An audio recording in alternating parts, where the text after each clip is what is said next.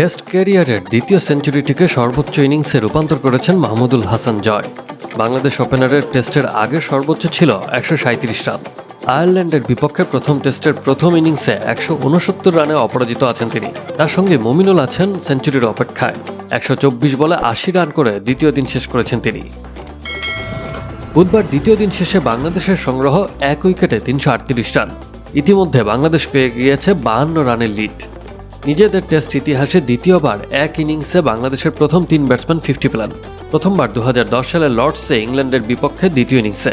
দ্বিতীয় দিনে আইরিশ বোলারদের একমাত্র প্রাপ্তি সাদমানের উইকেট।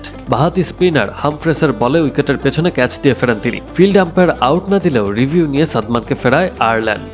এর আগে দ্বিতীয় দিনে দুর্দান্ত শুরু করান বাংলাদেশের বোলাররা।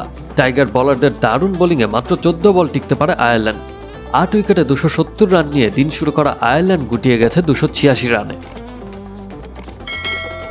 তাইজুলের পর উইকেট পেয়েছেন হাসান মাহমুদ। শেষ ব্যাটসম্যান হিসেবে ৩১ রান করে আউট হয়েছেন ম্যাকার্থি। ৩ উইকেট নিয়ে বাংলাদেশের সেরা বোলার মেহেদী হাসান মিরাজ। ২টি করে উইকেট নিয়েছেন অভিষিক্ত বাঁহাতি স্পিনার হাসান মুরাদ, পেসার হাসান মাহমুদ ও তাইজুল ইসলাম।